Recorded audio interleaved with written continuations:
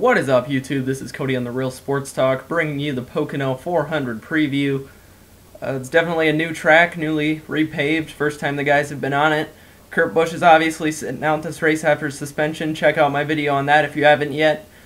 And David Rudiman's going to be in that car this weekend for Phoenix Racing. Dave Blaney's going to be in the 10 car that's normally manned by David Rudiman. 36 drivers broke the track qualifying record in qualifying. That's just how fast this racing surface is. Much faster than the old one. Joey Logano, as I said, on the pole, and Carl Edwards will be alongside him on the outside pole. And a notable from qualifying, Brad Keselowski, although he was very fast in practice, he ends up qualifying in 31st. So that'll be interesting to watch him move up through the field, see what he can do there, because it's going to be very difficult to pass, I think, in the first part of the race. And there's going to be a lot of give and take.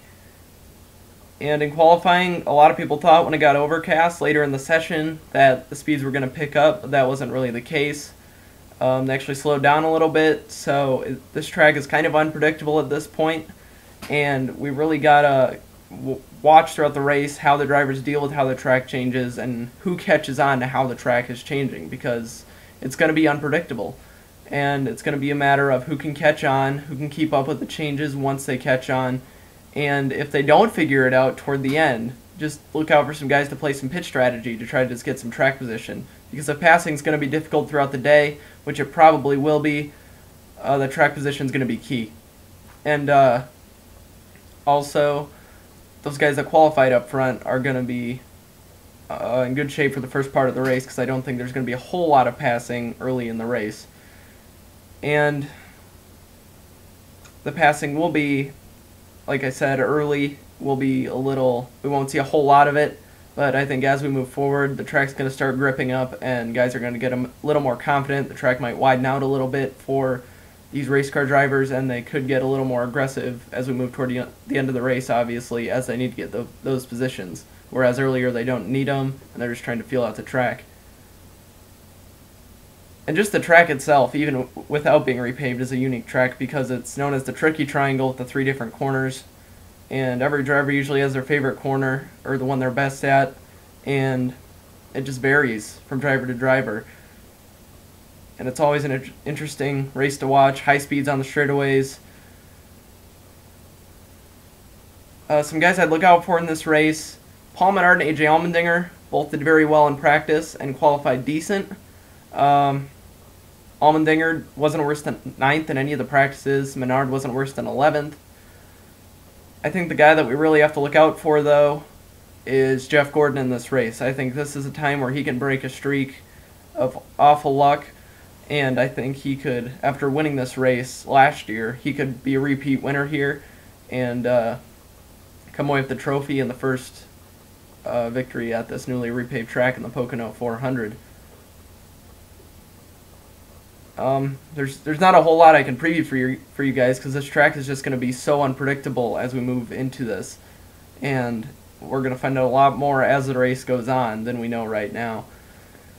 But the Truck Series was in action too this weekend at Texas, the WinStar World Casino 400. Johnny Sauter finally breaks through and gets a win in that series, and Matt Kraft and his teammate finishes right behind him. 1-2 finish for ThorSport. That's good for them. The field was set by points because of weather, and Timothy Peters, one of the points contenders, had issues early. He ends up going a lap down. He gets the lucky dog a little bit later, gets back on the lead lap. He ends up finishing 11th.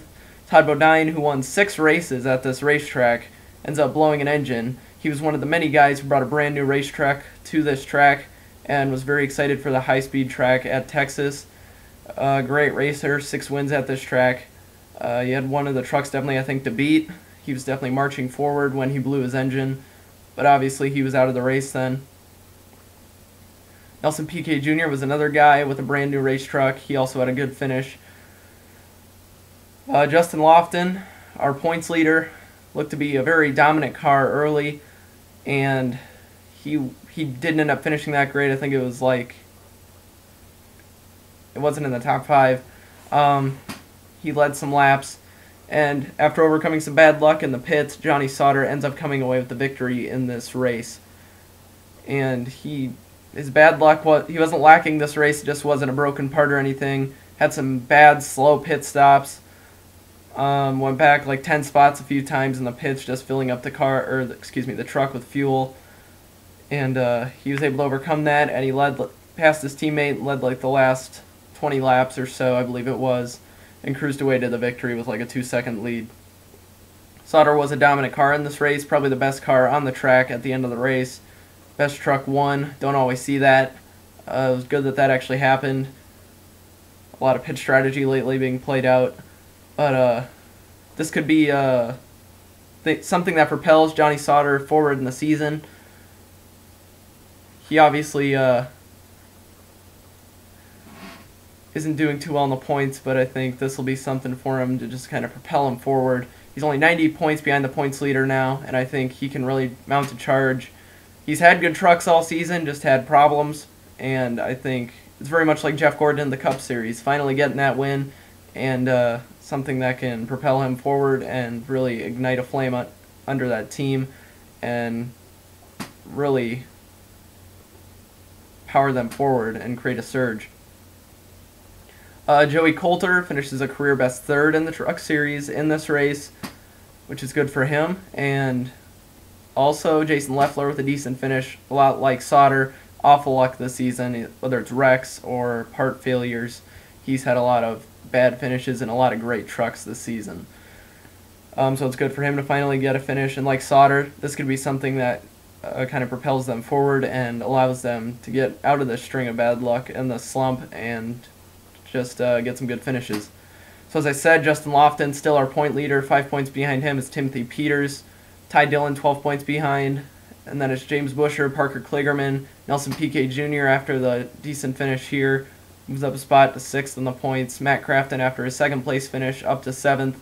Joey Coulter after his career best 3rd place finish is up to 8th in the points. Ron Hornaday is back 1 spot to 9th position. Todd Bodine down 4 spots after his blown engine. 60 points behind the leader in 10th.